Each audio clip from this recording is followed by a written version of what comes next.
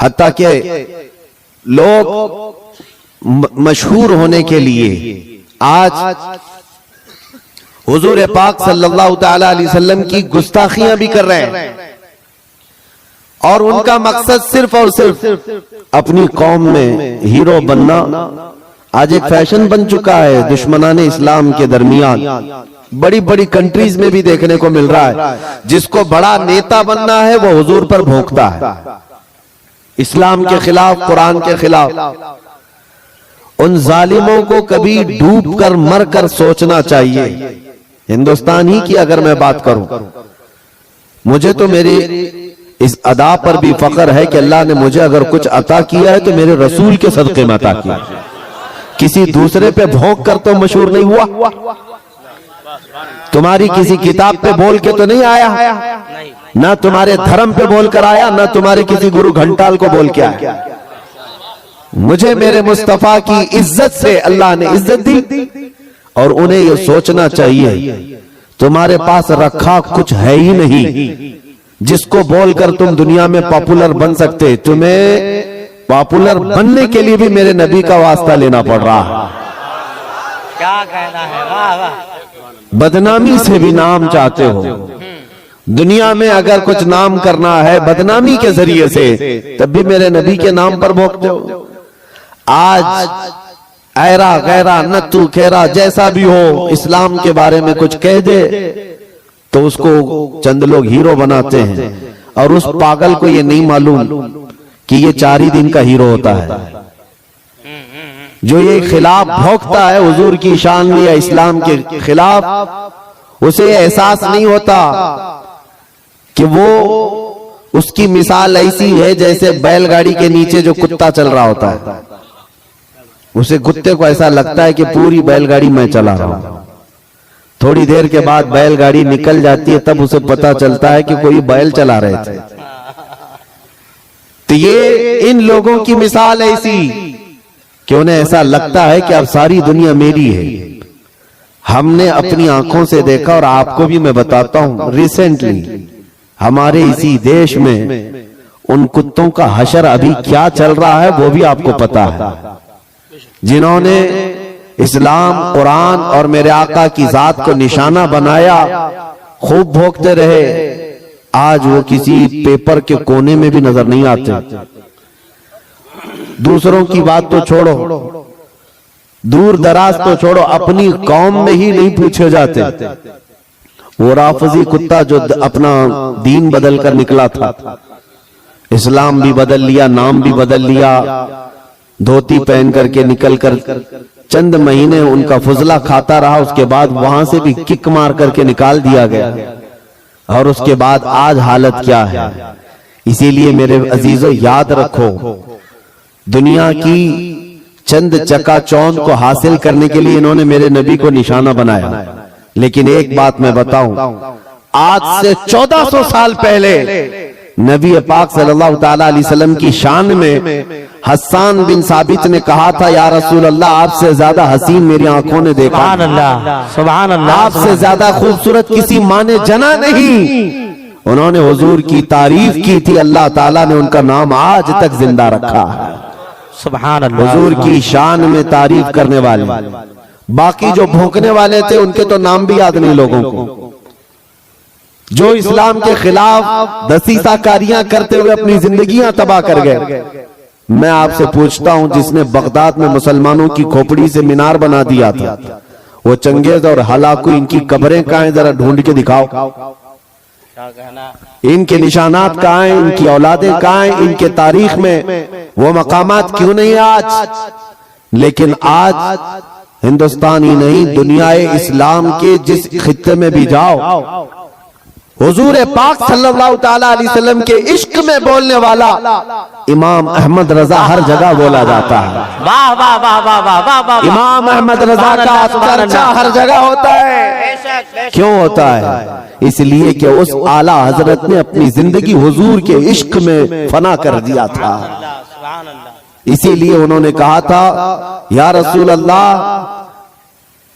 कि जान की इक्सीर है उल्फत रसूलुल्लाह की, खाक होकर इश्क में आराम से सोना मिला, जान की इक्सीर है उल्फत रसूलुल्लाह की। एक पॉइंट समझ करके चलो मेरे अजीजों, मैं आपको यही देना चाहता हूं, आज के हालात घबराने की जरूरत नहीं, बहुत तेजी से अभी बदलेंगे, इम्तिहानात आएंगे अभी तुम्हारे यहाँ, बहुत तेज आंधियां आने वाली हैं ये अगले चंद सालों में। आंधियों से मुराद सिर्फ यही हवाओं की आंधियां मत समझो, कुफ्र और शिर्क की आंधियां, जुल्म और सितम की आंधियां, और दिन दहाड़े जो मुसलमानों का कत्लेआम है ये बढ़ता जाएगा। मैं हदीस की रोशनी में बता रहा हूं, हदीस की रोशनी में बता रहा हूं, बढ़ता जाएगा। तुम्हारा इम्तिहान है, अभी तो खाली चिट्ठी दिखा करके लोगों को लुभाने वाले बाबा आए हुए कि तुमने क्या खाया, तुम घर में क्या करके आए, चिट्ठी दिखा देंगे। अभी तो दज्जाल को आना बाकी है, दज्जाल आएगा, वो तो तुम्हें बारिश बरसा कर दिखाएगा, मरे हुए आदमी को जिंदा करके दिखाएगा। इतने बड़े इम्तिहानात होना बाकी है।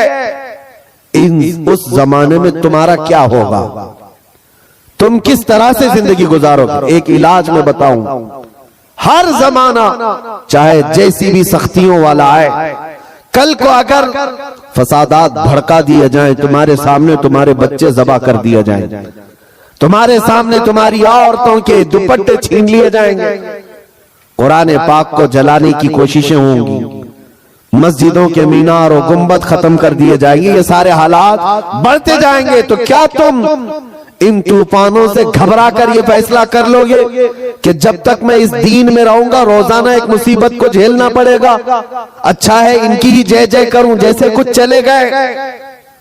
तो मेरे अजीजों, अगर तुम्हारा कदम जरा बराबर डगमगा गया तो फिर आज ही से तय कर लो कि तुम ईमान में आए नहीं थे, मुनाफिकत में थे, निफाक था। जिसका ईमान है वो उन आंधियों में एक ही सहारे के साथ जिंदा रहेगा, एक ही सहारा, छोड़ो कोई कायद नहीं मिलने वाला है, मुश्किल है। रहनुमा, कायद, जमात, पार्टी, निगरान, सिपह सालार, ये सब एक तरफ रखो, उन हालात में तुम हर तरफ देखते रहोगे जिसको आला हजरत ने फरमाया है, साथी साथी कह के पुकारो, साथी हो तो जवाब आए, फिर झुंझलाकर सर दे पटखो, चल रहे मौला वाली है। हालात ऐसे आएंगे कि तुम साथी साथी कहकर पुकारते रहो, मदद के लिए कोई नहीं आने वाला है। उस जमाने में एक ही सहारा होगा। फरमाया बुजुर्गों ने कि जिसके सीने में मेरे मुस्तफा की मोहब्बत होगी, उन आंधियों से वो टकरा करके भी साबित कदम रहेगा, वो साबित कदम रहेगा, हर आने वाली आंधी का रुख मोड़ देगा। कत्ल बहुत सारे हो जाएंगे, इम्तिहानात बहुत सारे हो जाएंगे, लेकिन नबी पाक सल्लल्लाहु ताला अलैहि वसल्लम का सच्चा शहदाई और सच्चा वफादार उन आंधियों को फेस करेगा, मुकाबला करेगा, और अल्लाह की मदद आएगी, अल्लाह की मदद आएगी। अल्लाह की जो सबसे बड़ी मदद आनी है, इंतजार है सबको, हालात बदलने चाहिए। सुनो, एक बशारत में देता हूं, ये शेर यूं ही मैं नहीं सुनाता, कुछ देर की खामोशी है फिर शोर आएगा, कुछ देर की खामोशी है फिर शोर आएगा। आज कुत्तों का वक्त है, कल हमारा दौर आएगा। ये यूं ही नहीं कहता, यूं ही नहीं कहता। अल्लाह की सबसे बड़ी मदद जो आने वाली है वो करीब है, करीब है, करीब है। वो किस तरह से आएगी? अन करीब मदीने तैयबा से इमाम मेहदी का ज़हूर होगा, और इमाम मेहदी आएंगे खाने काबा के पास, और उस वक्त अख्ताब, औताद, अब्दाल, औलिया उनके हाथ पर बैत करेंगे, फिर वो निकलेंगे और फिर मुल्क शाम आएंगे। तो इमाम मेहदी का जमाना करीब है। मेरे मुस्तफा की हदीसों का मफहूम मैं आपके सामने रख रहा हूं कि जब वो दौर आएगा पूरी दुनिया में सिवाय इस्लाम के कुछ नहीं होगा। आपने अभी शायर से सुना, इस्लाम था, इस्लाम है, इस्लाम हाँ सिर्फ तुम्हारे गांव में नहीं रहेगा, इंशाअल्लाह अमेरिका में भी रहेगा, यूरोप में भी रहेगा, अफ्रीका में भी रहेगा, और जितने चीखते चिल्लाते उनकी गर्दन पे भी रहेगा। हाँ, याद रखो, इस्लाम था, इस्लाम है, इस्लाम है। इसीलिए मैंने चंद सालों पहले कहा था, कुछ लोगों को तीखी लगती है बात, कड़वी लगती है कि मस्जिद तोड़कर अपना माबद बनाना है। मस्जिद को खत्म कर दिया, शहीद कर दिया। भाई हुकूमत तुम्हारे पास, ताकत तुम्हारे पास, कोर्ट तुम्हारे पास, वकील तुम्हारे पास, बना लो। बड़े जोर शोर से सब बना रहे।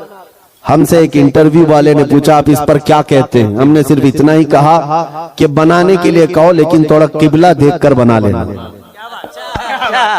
अच्छा है भाई, किबला देखकर बना लेना। ये क्यों कहा? क्योंकि हमें पता है, मेरे मुस्तफा ने फरमाया एक दौर आएगा जब हर दीवार से आवाज आएगी अल्लाहु अकबर। अल्लाहु अकबर। हर जगह से अल्लाहु अकबर की आवाज गूंजेगी। मेरे अजीजों, मायूस ना हो आज के इन हालात से। जो नौजवान मायूस होकर सरासीमगी के शिकार हो जाते हैं, मुझे उनसे शिकायत है। आज भी तुम्हारे पास वही जज्बा है, हमें पता है। अगरचे बिखरी हुई ये कौम है, लेकिन बड़ी बड़ी ताकतें तुमसे खौफजदा हैं। डरती क्यों है? गरीब मुसलमान देहात में रहते हैं, कामकाज नहीं है, इनके पास तो जायदादें नहीं, इनके पास नौकरियां नहीं, इनके पास फौज नहीं, लेकिन मीडिया की जीनत तुम ही तो हो। कितने चैनल ऐसे हैं जिनमें हमारा नाम लिए बगैर तो दुकान नहीं चलती। हकीकत है या नहीं? क्यों? हम ही हम हैं। सारी जगह डिबेट में हम ही हम हैं।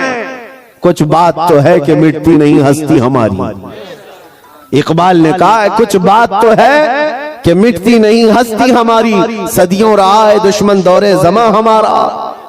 लेकिन मेरे अजीजों, वो वक्त आएगा, वो वक्त आएगा जब तुम्हारा इश्क मचलेगा और तुम अमली मैदान में आओगे और नबी पाक सल्लल्लाहु तआला अलैहि वसल्लम का नारा बुलंद होगा।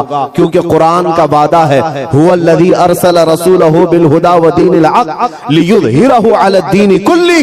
वो अल्लाह है जिसने अपने रसूल को हक के साथ भेजा है ताकि वो अपना दीन पूरी दुनिया में गालिब फरमाए। दीन पूरी दुनिया में गालिब आएगा।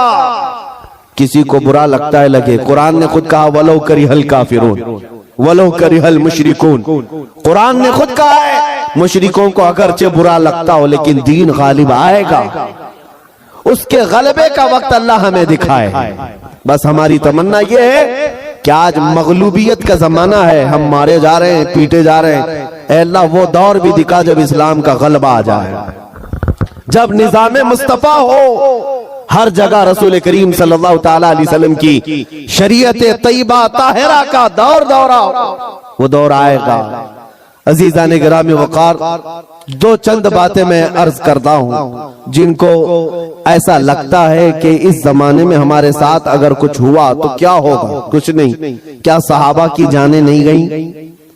क्या हुजूर पाक सल्लल्लाहु तआला अलैहि वसल्लम के खानदान वाले अहले बैत अतहार उनकी जानें नहीं गई?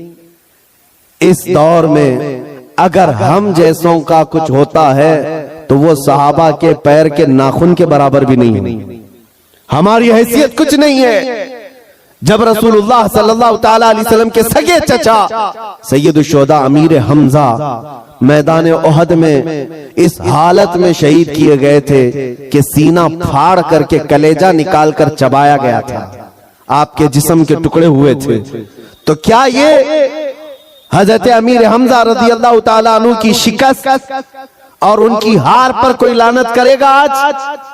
नऊज़ु बिल्लाहि मिन ज़ालिक, हरगिज़ नहीं, बल्कि रहती दुनिया तक उनकी शहादत को सलामी दी जाएगी। क्यों? इसलिए कि कुरान ने कहा है कि शहीद मरते नहीं है, वो अपनी कब्रों में जिंदा होते हैं।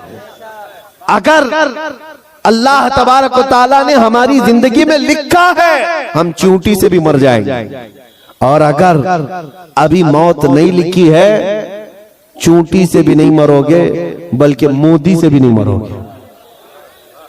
अगर मौत नहीं है किसी से नहीं मरना है, और अगर मौत लिखी है तो मच्छर से भी मर जाओ। ये तकदीर है जिस पर ईमान जरूरी है। ऐ मुसलमानों, अपने ईमान को संभालो, मजबूती के साथ अगर रहना है तो अपने तशख्खुस के साथ रहो। इस्लाम को छुपा छुपा करके मत रहना। तुम्हारी नमाजें कहाँ हैं? तुम्हारे अमाल कहाँ हैं? तुम्हारे चेहरे भी आज बदल गए। तुम खुद चाहते हो कि इस्लाम परदेश बन करके रहे। इस्लाम को जाहिर करो। तुम्हारे चेहरों से भी तो पता चले कि तुम इस्लाम से कितनी मोहब्बत करते हो। तुम्हारे घर की बेटियों की सरों पर इस्लाम तो नजर आना चाहिए। इस्लाम का नारा तो बड़े बुलंद आवाज से लगाए ना, इस्लाम था, इस्लाम है और इस्लाम रहेगा। कहाँ रहेगा? तुम्हारे घर में कब रहेगा? तुम्हारी जिंदगी में कब रहेगा? जब तुम खुद इस्लाम को अपने घर में पसंद करो, अपने बच्चों पर पसंद करो, अपनी औरतों पर पसंद करो, तो फिर देखो मजाल है कोई इस्लाम की तरफ उंगली भी उठाए। दुनिया ये देख रही है कि इनको इस्लाम की तरफ से कोई रगबत बाकी नहीं रह गई है। अल्लाह करीम आप सबको इस्लाम का सच्चा सिपाही बना करके रखे। अजीज़ान गिरामी वक़ात, मेरा मैसेज सिर्फ इतना है कि जीना है तो इश्क़ रसूल में जियो और मौत आए तो मेरे मुस्तफ़ा के कदमों में मौत आए। इस तमन्ना के साथ जियो। इंशाअल्लाह अज़ीज़ यहाँ पर कोई बाल बेका ना होगा, और अगर होगा तो हुजूर की मोहब्बत में होगा।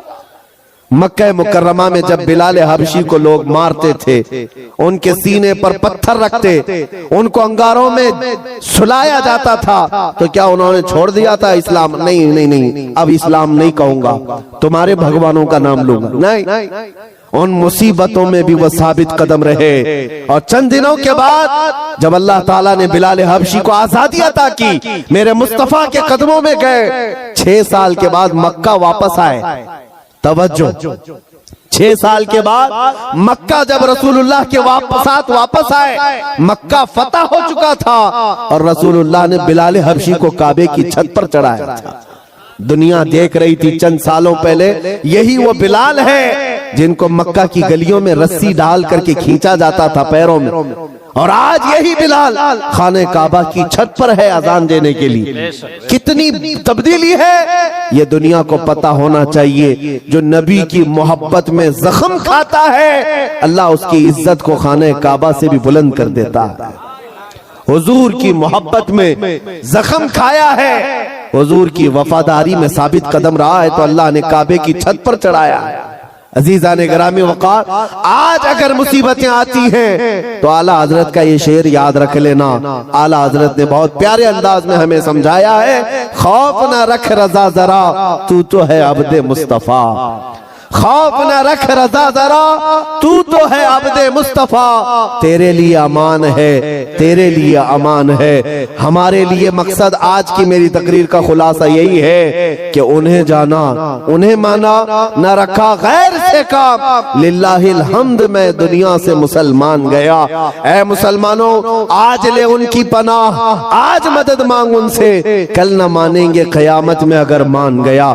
नबी पाक सल्लल्लाहु तआला अलैहि वसल्लम की वफादारी का हक अदा करो। मेरा कहना सिर्फ यही है कि जलसे बहुत हो चुके, रात रात बहुत जागते हो, और लोगों के सामने तुम्हारे नारे, तुम्हारे जुलूस सब बहुत हो गया। इश्क़ रसूल का मजहर बनकर के किसी दिन अगर तुम किसी गली से भी गुजर जाओ, मौला तुम्हारी खुशबू से लोगों को इस्लाम की तरफ फेर देगा।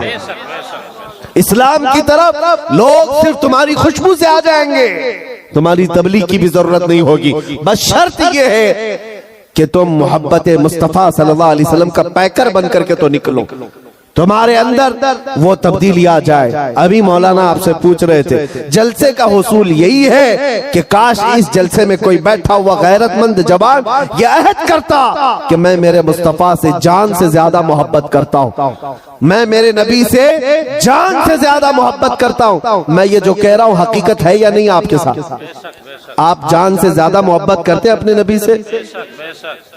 सब नहीं करते, या फिर सो रहे। नबी पाक सल्लल्लाहु तआला, मैं हाथ उठाने के लिए नहीं कह रहा, अरे मेरे अजीजों, मैं तो गर्दन कटाने की बात कर रहा हूं। हाथ तो बहुत छोटी चीज। क्या आप नबी पाक सल्लल्लाहु तआला अलैहि वसल्लम से अपनी जान से ज्यादा मोहब्बत करते हैं?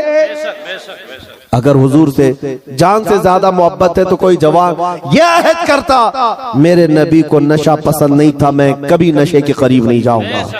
मेरे रसूल को कभी गाने पसंद नहीं थे, मैं गाने कभी नहीं सुनूंगा, तर्क कर दूंगा। नबी पाक सल्लल्लाहु ताला अलैहि वसल्लम ने शराब के लिए हराम फरमाया है। शराब तो दूर की बात है, कोई छोटे से हल्के कतरे को भी मैं हाथ नहीं लगाऊंगा, इसलिए कि मेरे आका ने फरमाया शराब पीने वालों को कल क़यामत के दिन जहन्नमियों का खून और पीप खौला करके पिलाया जाएगा। हम में से कोई वो अजाब सहने के काबिल नहीं। ये अहद करके उठता तो ये हकीकत में इश्क रसूल का मुजाहिरा होता, ये हुजूर से मोहब्बत का हदिया होता। लेकिन होता यही है कि तुम्हारे अंदर नारे लगाने की ताकत बहुत ज्यादा है और हुजूर पाक सल्लल्लाहु ताला अलैहि वसल्लम के लिए मर मिटने की बात करने का जज्बा भी है, लेकिन अपनी जिंदगी में बदलाव लाने का जज्बा क्यों नहीं? हुजूर पाक का वास्ता देता हूं, जिंदगियां बदल डालो, जिंदगियां बदल डालो।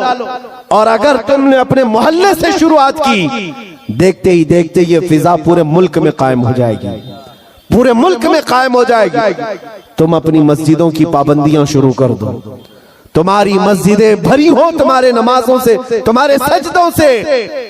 एक बात मैं आपको बताऊं, हमारे इलाके में एक मुहावरा कहा जाता है, एक मुहावरा है, खुला मैदान होता है तो कुत्तों का राज होता है। अगर मैदान में कोई आता जाता नहीं है तो कुत्ते राज करने लग जाते हैं साहब, कचरा भी वहीं पर, कुत्ते भी वहीं, एक दूसरे को भौंक रहे हैं, चढ़ रहे हैं, कूद रहे हैं। यही है, ये मुहावरा ही नहीं हकीकत भी है। जब तुम्हारी मस्जिदें आबाद होंगी, किसी कुत्ते की मजाल नहीं होगी कि मस्जिद की तरफ आंख उठा कर देखे। तुम्हारी मस्जिदें वीरान हो गई, मस्जिदें खाली होने लगी, जिसकी वजह से ऐरा गैरा नत्थु खेरा मस्जिदों की तरफ आने लग गया। मीनार पर कभी हमले, गुंबदों पर कभी हमले।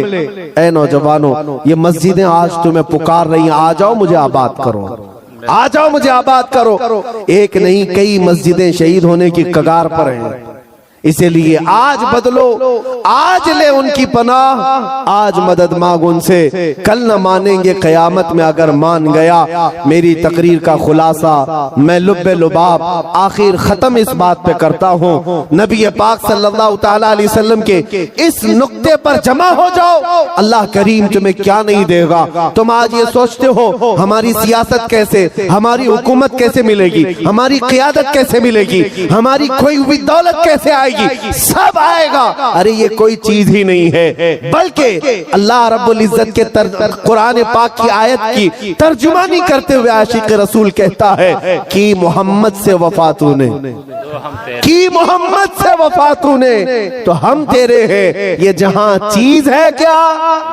लौह कलम तेरे हैं। ये सियासत चीज है क्या, लौह कलम तेरे है। हुकूमत चीज है क्या, लौह कलम तेरे है। अल्लाह करीम तुझे लौह कलम अता कर दे, बस शर्त यह है कि मेरे मुस्तफा से मोहब्बत करो। हमें करनी है शहंशाह बतहा की रजा जोई, वो अपने हो गए तो रहमते परवरदिगार अपनी। मौला करीम कहने सुनने से ज्यादा अमल की तौफीक अता फरमाए। ऐ रब्बे करीम हमें उस वक्त तक मौत न दे जब तक तू और तेरा रसूल हमसे राजी ना हो जाए। व आखिर दावाना अनिल हम्दुलिल्लाहि रब्बिल आलमीन। अस्सलामु अलैकुम।